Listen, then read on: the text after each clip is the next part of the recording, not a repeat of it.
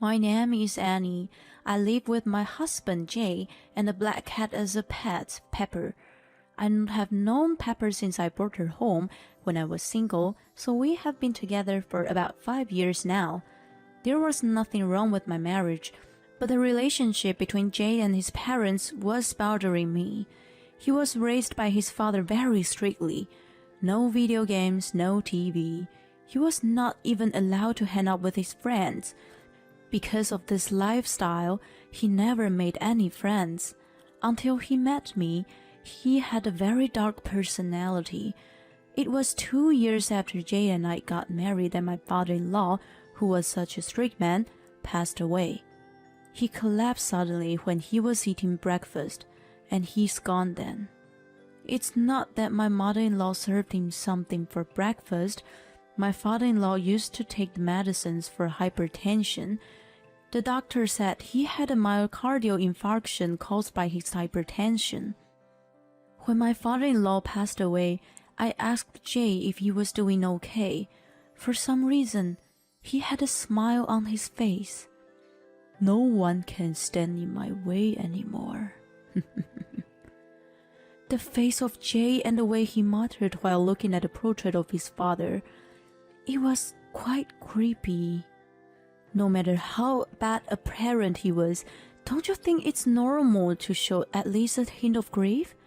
To be honest, from that moment on, I became afraid of Jay.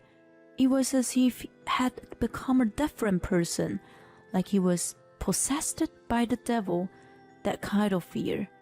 Then, a week later, after the funeral of Jay's father and finishing various other formalities, Jay changed drastically.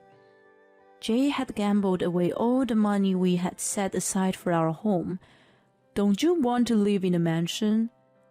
When I tried to warn him, he yelled at me, and I was so horrified by his change that I couldn't stop him. Sure enough, all the money we had for our home was wiped out. I was shocked, but decided to hope that this would wake Jay up. But reality was not so sweet. Apparently, Jay could not forget the pleasure of gambling. He even started to spend our living expenses. He was completely addicted to gambling. He would only bet on the biggest jackpot, saying that the crazier the better. He never hit the jackpot. And even if he gambles on the high probability one sometimes, he never won. Jay didn't have the slightest talent for gambling. By the way, don't tell him that the number I predicted was the winning number. Jay is a salesman for a big company. I work from home and live in my in-laws' house since my father-in-law passed away. After setting aside some savings for the future and for living expenses, the rest of our salary was free for each of us to spend as we please. But ever since he put the money saved for our new home into gambling, he started putting his hands in all kinds of money. My wallet too, of course. Gambling addiction will improve if people around control it thoroughly. That's what the book said, so I tried everything that seemed to work for Jay. But when I told him I will manage the housework finances, since we would suffer if we took our living expenses, he yelled at me and refused, saying, "You're going to steal my money, you thief." When I explained to him about his gambling addiction, he was furious and threw the remote controller at me, saying, "I'm not insane, I'm normal." When he threw the remote controller at me, it almost hit Pepper, so that I evacuated Pepper to my room. Then he started yelling, "So your cat is more important than me?" And no matter what I said to him, he wouldn't understand about gambling addiction. And moreover, he threw things at me again and again, and I realized there was nothing I could do. Gambling is more important to me than you. If he says something like that, you would think so too. It had been 6 months since my father-in-law passed away, and my mother-in-law was completely unaware of Jay's situation. It seemed that Jay was lying to my mother-in-law that he only gambles with his allowance. He was trying very hard not to show his bad side, especially to his mother. To Jay, his mother was the only person who will spoil him and heal him. She was the complete opposite of his father. If my father-in-law was the devil, my mother-in-law was the angel. I think he wanted to avoid being hated from her, but I didn't want him to use me to avoid being hated from her.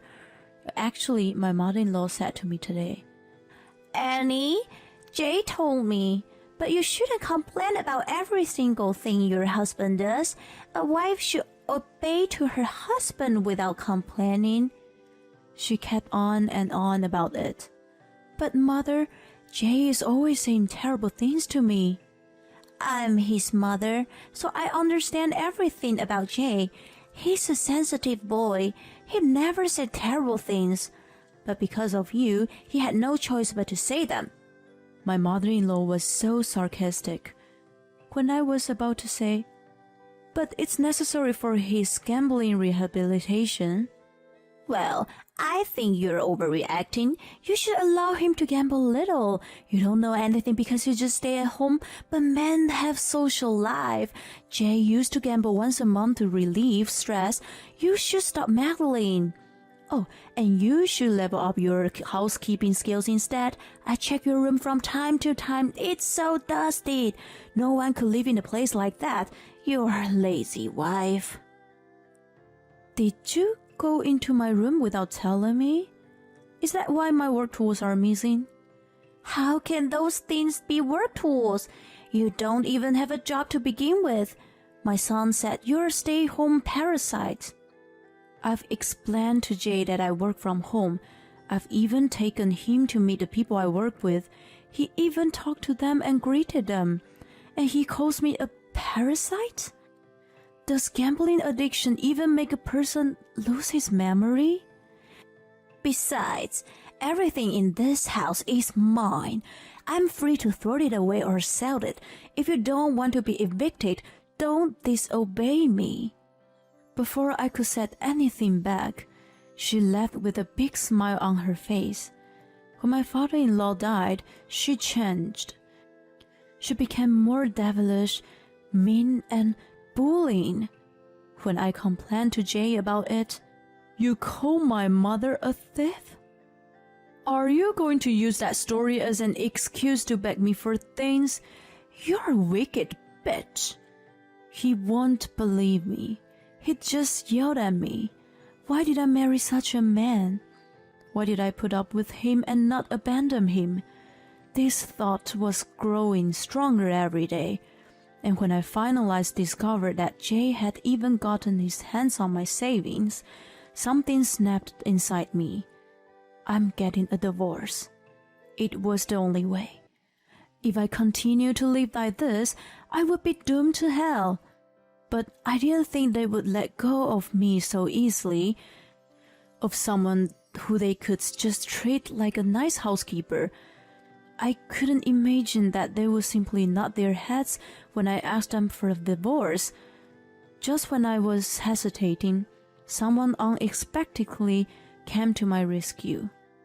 "Hey, Annie, I have a favor to ask you," said my mother-in-law in a coquettish voice.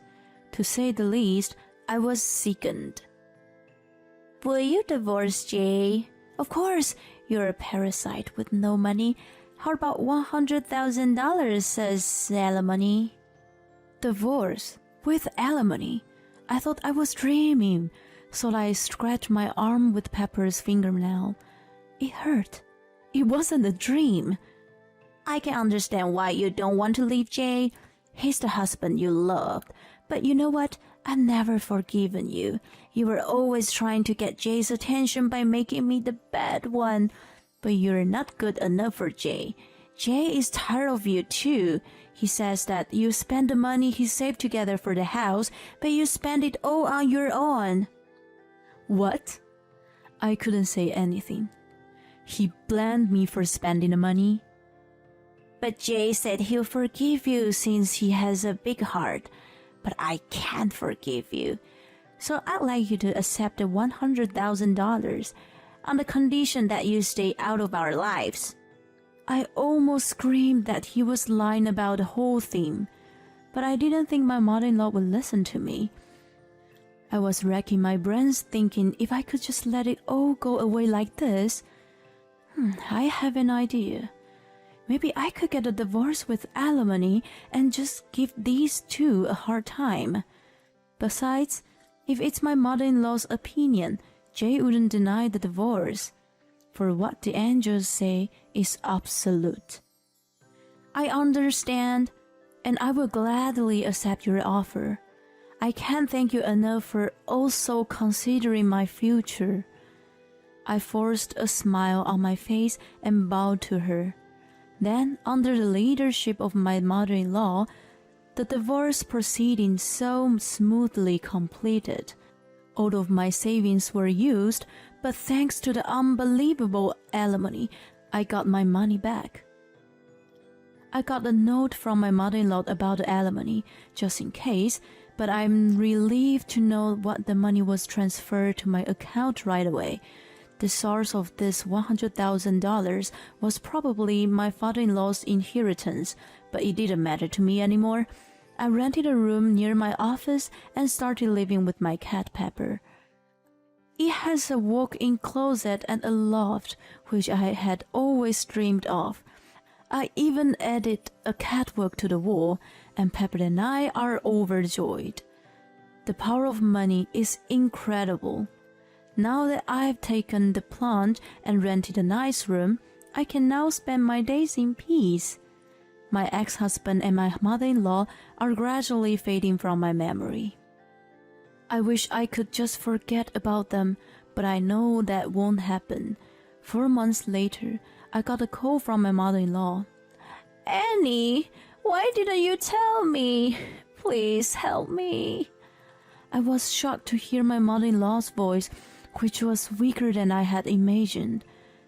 I regret kicking you out. Please help me. My mother-in-law began to explain the situation. The reason my mother-in-law wanted the divorce in the first place was because my ex-husband told her that I would rather live with you than a wife like that. I'll take care of you for the rest of my life. My mother-in-law, who loves her son more than everything, immediately agreed and prepared a large sum of money so they could get divorced as soon as possible.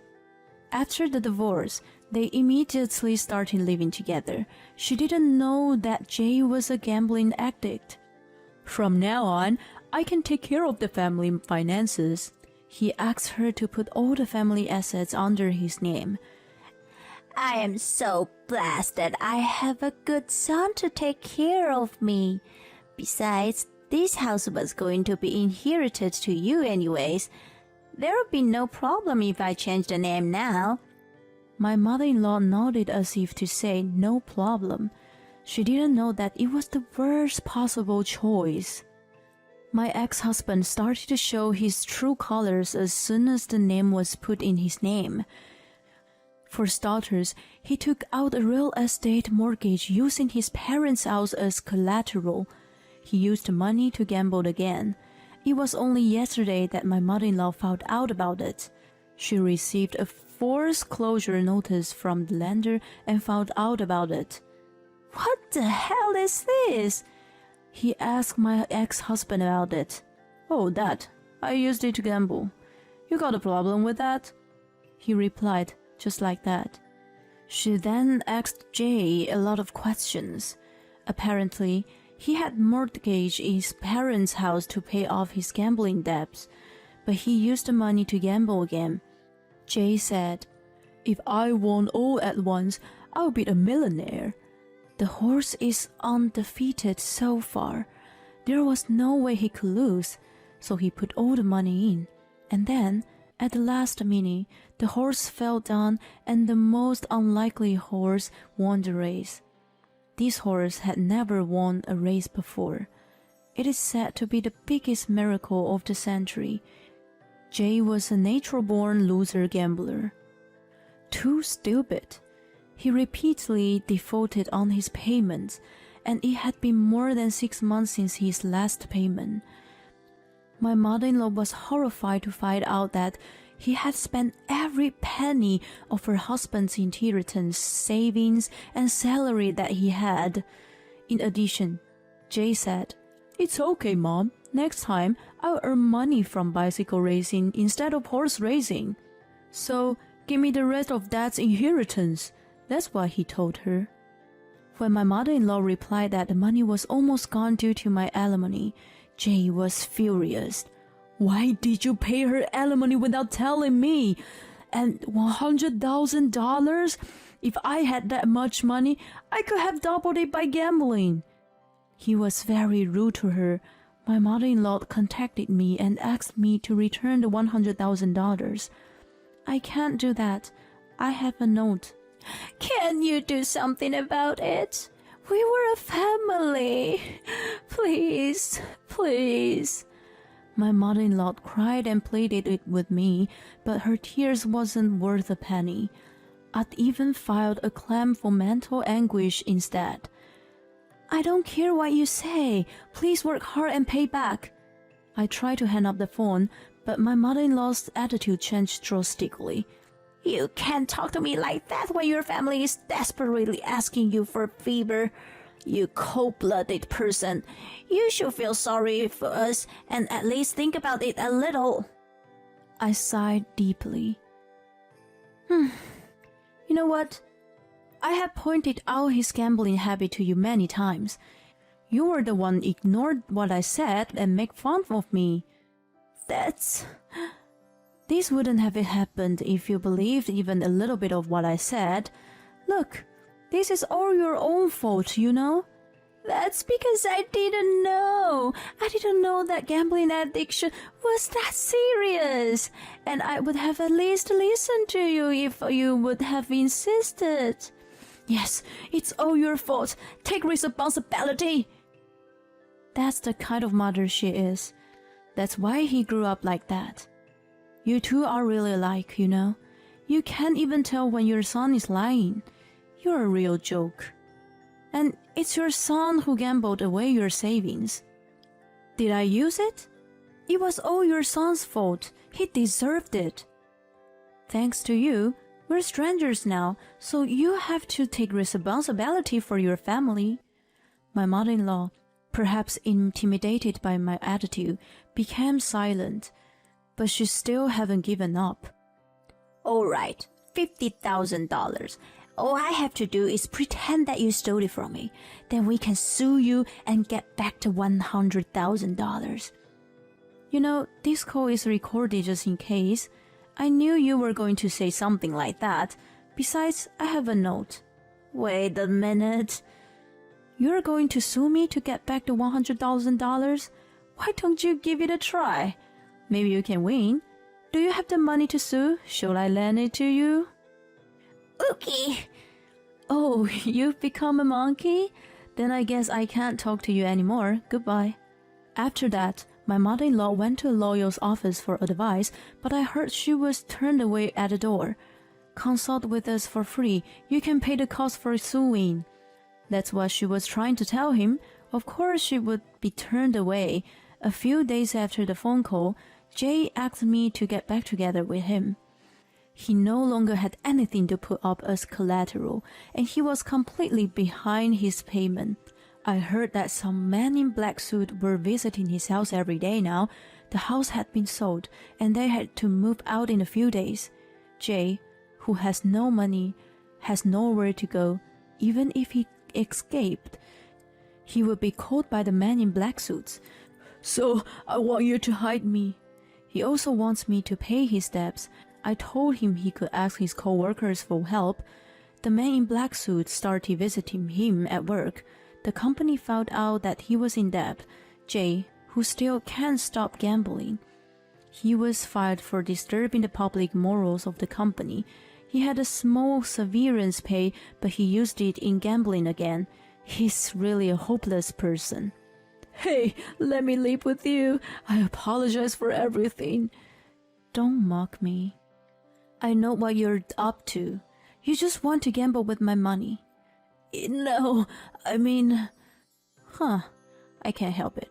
Tell me where you are now. I'm in a playground near my parents' house. Debt collectors won't be able to find me here. Okay, well, don't move from there. I have a gift for you. After I said that, I hung up the phone and started making calls to a certain place. Then the debt collectors found Jay. He was taken somewhere in a black car. He would have loved my gift. This whole mess started when my father-in-law passed away. Just one person's absence was enough to change the people in my parents-in-law's family. Was it because my father-in-law was such a big part of the family?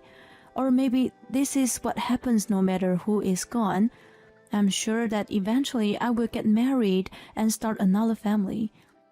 I will make sure that my next husband does not become a gambler. I will try to make sure that I have a decent mother-in-law.